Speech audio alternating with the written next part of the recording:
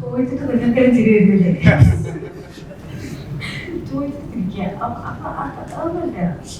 അല്ല, വേറെ ഇതിനകത്ത് നീലയുടെ പെർഫോമൻസ് ഭയങ്കര രസമാണ്. ഇതിനകത്ത് ഒരുപാട് ഇമോഷൻസിലൂടെ നീല കടന്നു പോകുന്നുണ്ട്. ഈ പറഞ്ഞ പോലെ ആദ്യം ഒരു കളിയായിട്ട് തോന്നുക, അതുപോലെ വേറെ ഭയങ്കര ഡെപ്തുള്ള ഇമോഷൻസിലൂടെ നീലയുടെ ക്യാരക്ടർ കടന്നു പോകുന്നുണ്ട്. ഇതെല്ലാം ഇത്രയ്ക്കധികം ഇമോഷൻസിലൂടെ കടന്നു പോകുന്ന നീലയുടെ ക്യാരക്ടർ എടുത്ത് ഞാൻ കണ്ടിട്ടുണ്ടോ? ഇല്ല. അപ്പൊ അതുണ്ട്, അടിപൊളിയായിട്ട് നീല പലപ്പോഴേ ഈ റൊമാൻസ് ആളുകളുടെ ഒരു സൈഡിലേക്ക് മെയിൽ ആക്ടർ റൊമാൻസ് ചെയ്തു. ഇതിലൊക്കെ ക്രെഡിറ്റ് ഫീമെയിൽ ആക്ടറിനെ പറ്റി അങ്ങനെ പലപ്പോഴും അങ്ങനെ ആട്രിബ്യൂട്ട് കേട്ടിട്ടുണ്ട്. ഒരു നടി നന്നായിട്ട് റൊമാൻസ് ചെയ്യുന്നുള്ള കമന്റുകൾ അല്ലെങ്കിൽ അങ്ങനെ ഒരു ബഹുമതി പോലെ ഒന്ന് കൊടുക്കുന്ന കണ്ടിട്ട് അത് അതിന്റെ അപ്പുറത്തെ സൈഡിൽ ഇപ്പോ ഒരു പടത്തിലൊരു നായകന് 3 പെൺപിള്ളേരെയൊക്കെ പ്രേമിക്കുന്നത് ഒരു ഭയങ്കര മാച്ചോ കാര്യമൊക്കെയാണ് പ്രസന്റ് ചെയ്ത സിനിമകളുണ്ട്. തമിഴിന്റെ തീരാതോടെയായിട്ട് പിള്ളേരൊക്കെ മുകേഷേട്ടൊക്കെ അങ്ങനത്തെ റോളുകൾ ചെയ്തിട്ടുണ്ട്. പക്ഷെ പറഞ്ഞില്ലേ, അതിന് നമ്മൾ കല്യാണം കഴിച്ച് പറ്റിക്കുന്നു എന്നുള്ളത് തന്നെയാണ് പറയുന്നത്. അല്ലാതെ കല്യാണം കഴിച്ച് മറ്റേ നന്നായി ജീവിച്ചിട്ട് പിന്നെ ഇതായി പോയി അങ്ങനെ കല്യാണം കഴിച്ച് പറ്റിക്കുക എന്ന് പറയുന്നതാണ്. ഇന്നലെ ഞാൻ ഏതൊരു ഇന്റർവ്യൂവിന്റെ ഇതിന്റെ കണ്ടു. അതായത് അത് ഇതൊക്കെ ഒരു തൊഴിലാണെന്നാണ് പറയുന്നത്. അതൊരു തൊഴിലായിട്ട് ചെയ്യുന്ന ആൾക്കാരുണ്ട്. കള്ളൻ എന്ന് പറയുന്ന ഒരു മോഷണം എന്ന് പറയുന്നത് അവർക്ക് തൊഴിലാണ്. നമ്മളതിന് അതൊക്കെ ഒരു തൊഴിലാണെന്ന് വെച്ചാൽ അതും തൊഴിലാണ്. നിങ്ങൾ ചെയ്യുന്ന കാര്യം തൊഴിലാണ്. ഓൺലൈൻ മീഡിയ പറയുന്നത് അവർ തൊഴിലായിട്ടാണ് ചെയ്യുന്നത്. അപ്പൊ എനിക്കിപ്പോ എന്താ പറയാ, അതൊരു നല്ല കാര്യം എല്ലാം തോന്നിയാൽ പോലും അവര് ചെയ്യുന്നത് അവർക്ക് തൊഴിലാണ്. അപ്പം അല്ലെ, അപ്പൊ അവര് ചെയ്യുന്ന കാര്യം അവർക്ക് തൊഴിലായിരിക്കുന്ന സാഹചര്യത്തിൽ എല്ലാം തൊഴിലാണ്. ഇതിനെയും അങ്ങനെ അതൊരു തൊഴിലായി ചെയ്ത് ജീവിക്കുന്ന പെൺകുട്ടി എന്ന് പറയുന്നത് 100% പ്രൊഫഷണൽ.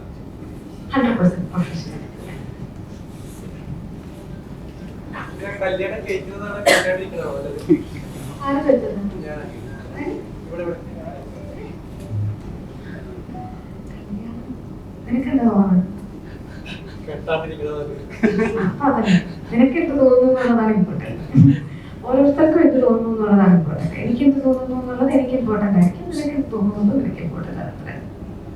പെണ്ണുകേസിലെ കല്യാണ തട്ടിപ്പാണ് കണ്ടന്റ്. പക്ഷെ ആ ഒരു സ്ഥാനം ആരും പറഞ്ഞില്ല. എത്ര നേരത്തെ നമുക്ക് പറയാം. ട്രെയിലറിലുണ്ട് കല്യാണ തട്ടിപ്പ് നടത്തി പറ്റിക്കുന്ന പെൺകുട്ടി എന്നുള്ളതാണ്. വാഴ സിനിമയിൽ ഗംഭീരമായിട്ടുള്ള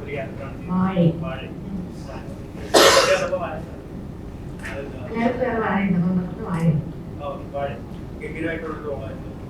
അതിനുശേഷം ഒരുപാട് പേര് എക്സ്പെക്ട് ചെയ്യുന്നുണ്ട് തമിഴിലാണ്.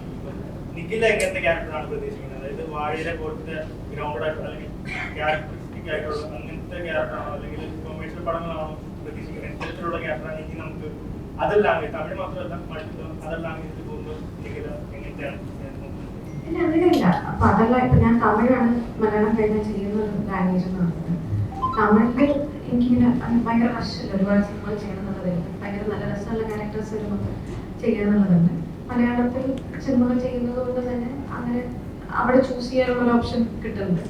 അതുകൊണ്ട് അവിടെ നിന്ന് വരുന്ന ക്യാരക്ടേഴ്സിൽ നല്ലതാണ്, ആൾക്കാർക്ക് ഇഷ്ടപ്പെടുമെന്ന് തോന്നുന്ന ക്യാരക്ടേഴ്സാണ് ചെയ്യുന്നത്. അപ്പൊ വാഴ എന്ന് പറയുന്ന സിനിമയിൽ എല്ലാവർക്കും ഇഷ്ടപ്പെടുന്നത് പോലത്തെ ഒരു ക്യാരക്ടർ ആയതുകൊണ്ടാണ് അതിന് അപ്രിസിയേഷൻ വേണ്ടത്. മറ്റേതിലൊക്കെ ചിലപ്പോൾ എന്തെങ്കിലും നിങ്ങൾക്ക് ഇഷ്ടപ്പെടാത്തൊരു എന്തെങ്കിലും ഒരു കാര്യം ഉണ്ടാവാന്നുള്ളത് കൊണ്ട് അല്ലെങ്കിൽ ഇതുപോലത്തെ പെൺകുട്ടികൾ ഉണ്ടാവുമോ എന്നുള്ളതൊക്കെ തോന്നാം. പെണ്ണ് കേസിലാണെങ്കിലും ചിലപ്പോൾ അങ്ങനെ നിങ്ങൾക്ക് നെഗറ്റീവായിട്ട് തോന്നാം എന്നുള്ളത് കൊണ്ട് ചിലപ്പോൾ അങ്ങനെ അഭിപ്രായങ്ങൾ വരാൻ സാധ്യത. പക്ഷെ ഞാൻ പറഞ്ഞു, ഇതിനെ സംബന്ധിച്ച് പല തരത്തിലുള്ള ആൾക്കാർ ജീവിക്കുന്ന ഒരു സമൂഹമാണ്.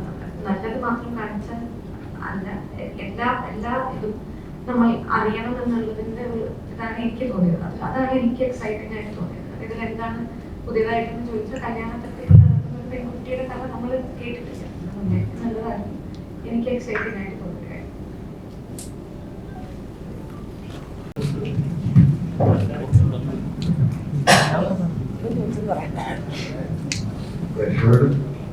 തിയേറ്ററിലൊന്ന് കാണാം, നല്ല എന്റർടൈൻമെന്റ് ആയിരിക്കും, നല്ല സിനിമ കണ്ടിട്ടില്ല.